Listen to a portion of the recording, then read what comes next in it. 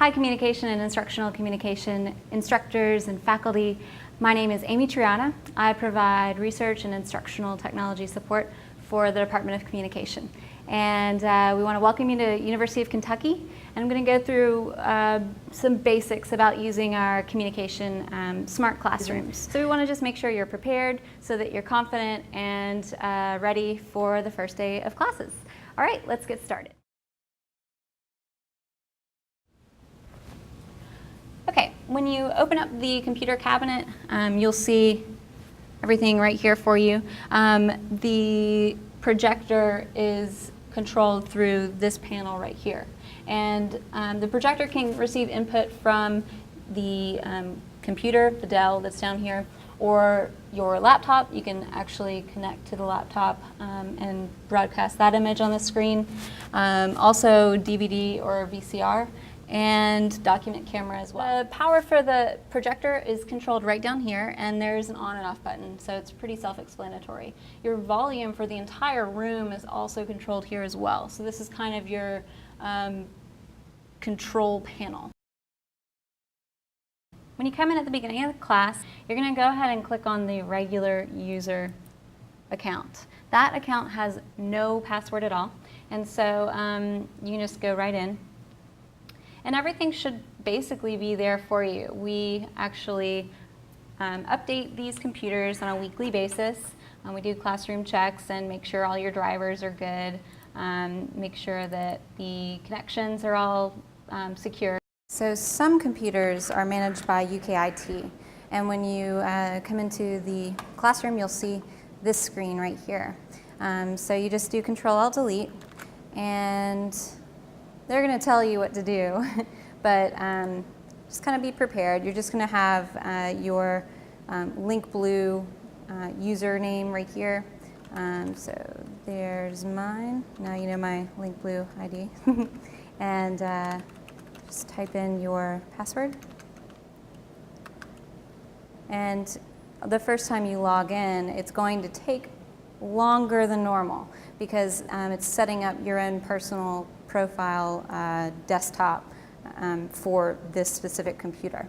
But the rest of the times it'll be pretty quick. Every classroom workstation is also equipped to hook up to your laptop. So if you'd rather just bring your laptop and present from that every day, that's totally up to you. So you'll see the same sort of control panel as you did in the other classroom, and you're going to still turn the projector on, but you're going to change that input to laptop. And then you're going to use these two connectors to get that information from your laptop to the projector. The black cord with a blue fitting is a VGA cable, and you're probably pretty familiar with that. Most laptops have a VGA output. The other cable that's blue with kind of a silver fitting is your sound. So if you have a video that you want to show, or if there's some sound in your presentation, or you just want to play some music when you're getting ready, you can plug this into the headphones jack. Okay, so I'm going to show you guys how to use the document camera, otherwise known as the Elmo. So if you have a book or basically something that's in analog rather than digital, and you can't just bring it up on your computer, then you can use the document camera, and that will let everyone see that image up in front of them. So the document camera is located in this drawer right here. So you're just going to pull that out.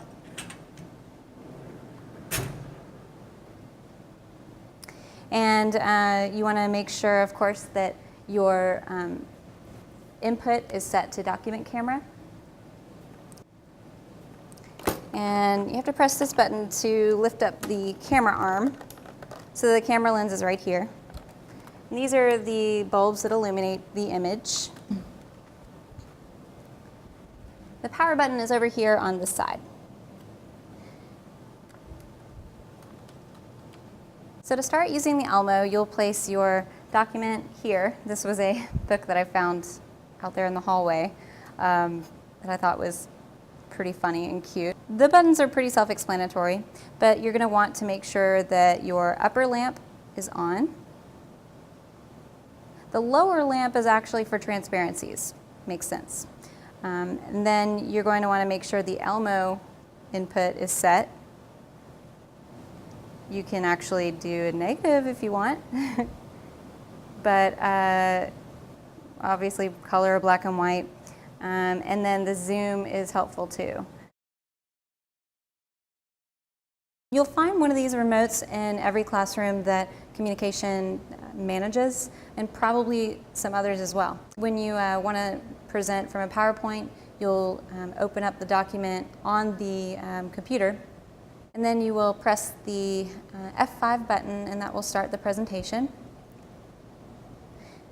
The laser pointer is right there in the middle with the red icon, and so you can use that regardless of whether it's a PowerPoint or not. Obviously, those arrows are going to move you forward or backward in a presentation. And then the button in the lower right is going to give you a black screen. So it's just going to black everything out. So there is an on and off switch on the KeySpan remote. However, we ask that y'all just leave it on all the time. It's not going to run the battery down. But if someone has actually turned it off and you come into your classroom to discover that the KeySpan remote is not responding at all, then you may just want to check the on and off switch. It could be batteries, but it's often just the KeySpan remote has been turned off. So, well, that is basically it. I think that wraps up everything. If you have any questions, if there's something that I completely forgot to address, just let us know. You can email us at comtech, COMMTECH, at lsv.uky.edu. That will reach our entire office. You can also reach us at 257-4725, or as I like to call it, I actually figured this out today, it's 257-IPAL, which is really cheesy, but it's kind of a helpful way to remember our phone number. And you may also just stop by. All right, thanks y'all. Have fun with the rest of orientation. And if you want to view this training video again, please feel free to go to our website. You can see this video at com.uky.edu/tech.